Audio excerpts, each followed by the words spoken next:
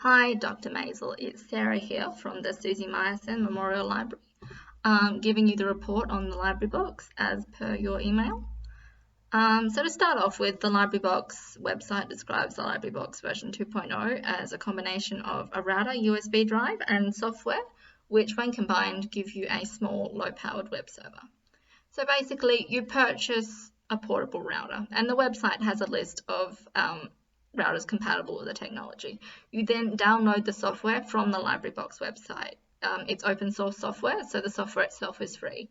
You install that software onto the router. The website has instructions step by step, tells you what to do. You attach a USB drive to the router that has digital content that you want to share. The LibraryBox creates its own portal, its own Wi-Fi, and by connecting a device to that Wi-Fi, you can then access the files on the USB device. So it's essentially a tool that you can use to share content.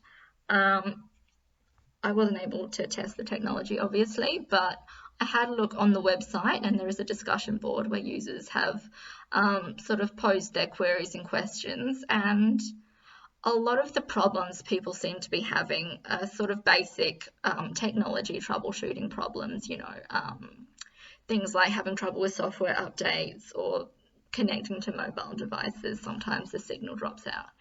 And people were offering their input and their solutions, and I couldn't find any serious problems or problems that didn't have solutions that would concern us. As for its use, I read a 2015 article in the Library Journal titled "What's in the Box?" About the Barr Memorial Library in Fort Knox, Kentucky, and how they were using the LibraryBox. So basically, they were using it as promotional. There was a sort of an outreach to get users in the community familiar with the library, its services, and also using the LibraryBox technology. It's interesting the way they did it. So they picked 18 places around the city, sort of popular high traffic areas, and things like food courts, gyms, and the local water parks, that sort of thing.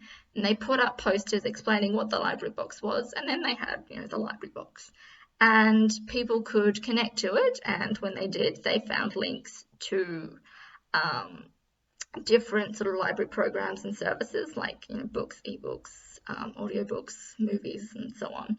And each link would give a brief description of the service and also some public domain content that could either be streamed or downloaded. So they'd get a little something as well.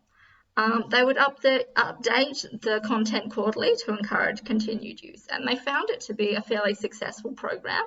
After running for about a year, they were averaging around 400 to 500 LibraryBox users per month. So people were obviously using the program and using the technology. For us, because it's basically a tool that can be used to share digital content, there is a lot of potential uses. It could be used to stream safe content for children.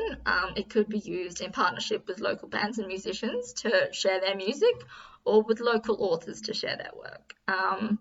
Barr obviously used it as an outreach program, but I think there are a lot of in-house uses, as it were.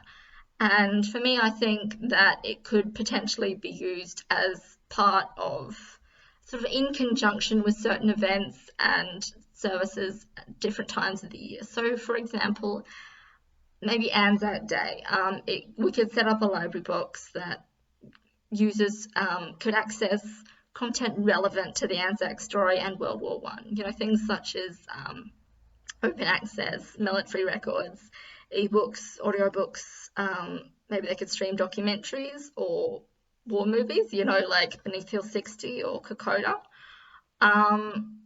The biggest advantage of this technology is that it's small, it's portable, it can be used remotely. It can be powered by a battery and doesn't need access to the internet. So it's well suited to outreach programs, portable or pop-up library programs. The primary challenge of this technology is copyright and ownership concerns surrounding the content being shared. And it comes down to getting the correct permission to use the material or relying on open source content.